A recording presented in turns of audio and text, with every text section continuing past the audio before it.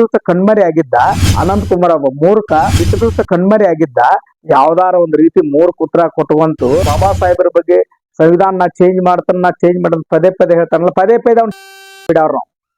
ಈ ಸಂವಿಧಾನ ಏನ್ ಇವ್ರ ಅಪ್ಪ ಬರ್ತಾನೋ, ಇದು ಒಬ್ಬ MP ಆಗಿ ಇವಾಗ ಅನುಭವ ಇಲ್ಲದಂತವನ್ನ ಮತ್ತೊಮ್ಮೆ ಆರಿಸ್ತಾರಾಕೇನ್ ಮೂರ್ಖರೇನ?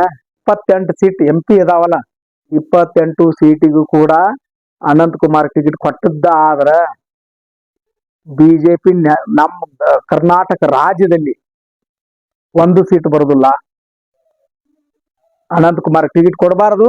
ಮತ್ತೆ ಯಾರೋ ಆಗಲಿ ಸಂವಿಧಾನ ಚೇಂಜ್ ಮಾಡ್ತವು, ಯಾವುದೋ ಒಂದು ಜಾತಿಗೆ ಸೀಮಿತವಾದಂತ ಒಬ್ಬ ರಾಜಕಾರಣ ವ್ಯಕ್ತಿ ನಮಗೆ ಅವಶ್ಯಕತೆ ಇಲ್ಲ.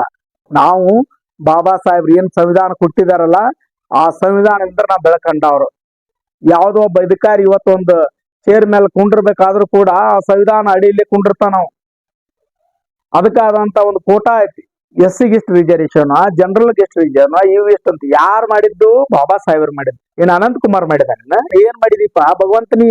ಏನ್ ಅನಂತ್ ಕುಮಾರ್ ಮಾಡಿದಾನ? ಏನ್ ಮಾಡಿದೀಪ ಭಗವಂತನಿ? ನೀ ಯಾವುದು ಕೆಲಸ ಮಾಡ್ಬೇಕಾದ್ರೆ ಸಂವಿಧಾನ ಅಡಿಯಲ್ಲಿ ಕೆಲಸ ಮಾಡ್ಬೇಕು. ಅದನ್ನ ಬಿಟ್ಟು ನಿನ್ಗೆ ಏನು ಮಾಡಕ್ ಆಗೋದಿಲ್ಲ. ಇವತ್ತು ಒಬ್ರು AC ಆಗ್ಲಿ, DC ಆಗ್ಲಿ, ತಹಶೀಲ್ದಾರ್ ಆಗ್ಲಿ, ಒಬ್ಬ ಪೊಲೀಸ್ ಅಧಿಕಾರಿ ಆಗ್ಲಿ, ಯಾರು ಮಾಡಿರೋ ಸಂವಿಧಾನ ಅಡಿಯಲ್ಲಿ ಕೆಲಸ ಮಾಡ್ಬೇಕು. ವೈಯಕ್ತಿಕ ಆದಂತ ಸೆಕ್ಷನ್ ಹಾಕಾಕ ಬರೋದಿಲ್ಲ, ಮಾಡಾಕ ಬರೋದಿಲ್ಲ. ಎಲ್ಲಾ ವಿಷಯಗಳಿಗೂ ಇದಕ್ಕೆ ಯಾರು ಕಾರಣ? ಡಾಕ್ಟರ್ ಬಾಬಾ ಸಾಹೇಬ್ ಅಂಬೇಡ್ಕರ್. ಅಂತ ಬಾಬಾ ಸಾಹೇಬ್ ಅಂಬೇಡ್ಕರ್ ಕೊಟ್ಟಂತ ಸಂವಿಧಾನ ಇವತ್ತು ಯಾವ ಒಬ್ಬ ಮೂರ್ಖ ಬಂದು ಒಂದು ಯಾವ್ದೋ ಒಂದು ಕಾರ್ಯಕ್ರಮದಾಗ ಅನಂತ್ ಕುಮಾರ್ ಹೆಗಡೆ ಅಂತ ಸಂವಿಧಾನ ಚೇಂಜ್ ಮಾಡ್ತಾನ. ಆ ಮಾಡಾಕೈತೆ 5-6 ವರ್ಷ ಆತ. ಇಲ್ಲಿವರೆಗೆ 5 ವರ್ಷ ಮುಗಿತು, ಮತ್ ಇಲೆಕ್ಷನ್ ಬಂತು, ಮತ್ ಈ ಡಂಬರ್ ಆಟ ಆಡತಾನೇನ?